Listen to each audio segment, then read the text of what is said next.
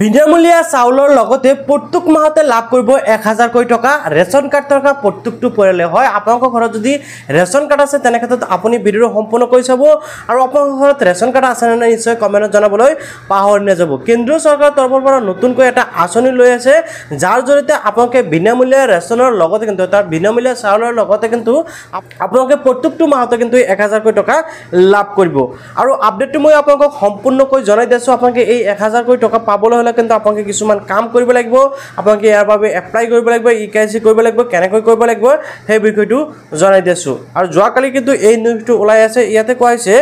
যে লাখ লাখ ৰেচন কাৰ্ডধাৰী হিতাধিকাৰীৰ বাবে কিন্তু ভাল খবৰ আৰু কি ভাল খবৰ ৰেচন কাৰ্ড থকা সকলে লাভ কৰিব প্ৰতি মাহে 1000 কোটি টকা তাৰ পিছত ইয়াতে কৈছে ৰেচন কাৰ্ড হিতাধিকাৰীৰ বাবে চৰকাৰৰ আন এক সুবিধা অৰ্থাৎ ৰেচন কাৰ্ডৰ হিতাধিকাৰীৰ বাবে কিন্তু চৰকাৰে এই সুবিধাটো লৈ আছে দৰিদ্ৰ পৰিয়ালক আৰ্থিকভাৱে সহায় দিবলৈ এই সিদ্ধান্ত চৰকাৰৰ তাৰ পিছত কৈছে বাৰ্ষিক আয় 2 লাখতকৈ কম হলে পাব 1000 কোটি টকা আৰু বাৰ্ষিক আয় 2 লাখতকৈ কম হলে আপোনালোকে 1000 কোটি টকা লাভ কৰিব আৰু জানে আপোনালোকে সকলো জানে যে ৰেচন কাৰ্ড থকা সকলৰ কিন্তু বাৰ্ষিক আয় 2 লাখতকৈ কম হ'ব লাগিব তাৰ পিছত ইয়াতে উল্লেখ কৰিছে হিতাধিকাৰীৰ বেংক একাউণ্টত পোনপটীয়াকৈ জমা হ'ব এই ধন আৰু আপোনালোকৰ বেংক একাউণ্টত কিন্তু ডাইৰেক্ট এই টকাটো জমা কৰি দিয়া হ'ব আৰু ইয়াতে কিন্তু এটা কথা উল্লেখ কৰিছে চলিত বৰ্ষৰ 1 জুনৰ পৰাই আৰম্ভ হ'ব এই আঁচনি আৰু 1 জুনৰ পৰা এই আঁচনিটো মানে কাৰ্যকৰী হ'ব বা আৰম্ভ হ'ব বুলি কৈছে এতিয়া চাওক এনেকুৱা আঁচনি কথা কিন্তু বহুত সময় শুনা যায় বা বহুত সময় চৰকাৰে ঘোষণা কৰে কিন্তু কাৰ্যকৰী নহয় এটো কিন্তু মোৰ ধাৰণা হৈ আছে কিমান পাৰ্চেন্ট কাৰ্যকৰী হ'ব হে কিন্তু মই বিশ্বাস কৰিব পৰা নাই এতিয়ালৈকে হ'বও পাৰে নহবও পাৰে কিবা হয় নাজানো কিন্তু এই আঁচনিটো কিন্তু ৰাজ্য চৰকাৰ নহয় অৰ্থাৎ অসম চৰকাৰ নহয় কেন্দ্ৰীয় চৰকাৰৰ আঁচনি হয় আৰু ইতিমধ্যে ভাৰতবৰ্ষৰ কেইবাটা ৰাজ্যত কিন্তু এই আঁচনিটো কাৰ্যকৰী হৈ আছে বা চলি আছে আগৰ পৰাই চলি আছে কি কৰা হৈছে প্ৰত্যেকটো ৰেচন কাৰ্ডৰ বিপৰীতে টকা দি থকা হৈছে 1000 কোটি টকা দি থকা হৈছে সাধাৰণতে ওয়েস্ট বেংগলতো দি থকা হৈছে এনেকুৱা কেইবাটা ৰাজ্যত হয়তো দি থকা হৈছে তো এই বিষয় কিন্তু কোৱা হৈছে যে 1 জুনৰ পৰা এই আঁচনি আৰম্ভ হ'ব কিন্তু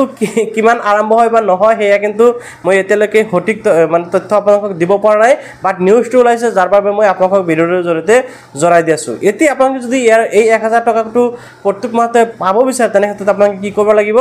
ৰাজ্যিক খাদ্য আৰু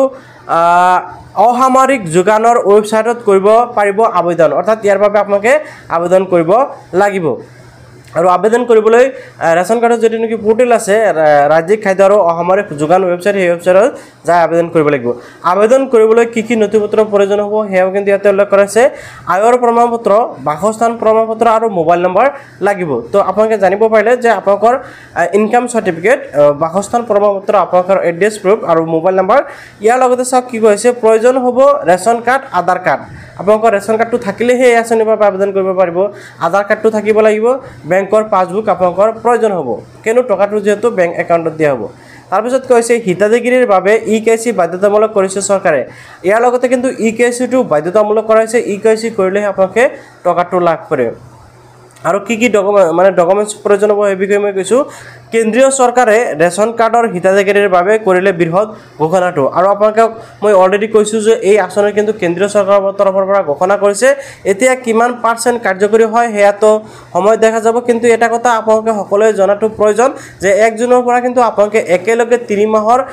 চাউল অৰ্থাৎ 3 মাহৰ আপোনালোকৰ খাদ্য বা ৰেচন যোগান ধৰিব কেন্দ্ৰীয় চৰকাৰৰ তৰফৰ পৰা ইতিমধ্যে ঘোষণা কৰিছে আপোনালোকে নিশ্চয় স্ক্ৰিনতো দেখিবলৈ পাইছে যে একেলগে 3 মাহৰ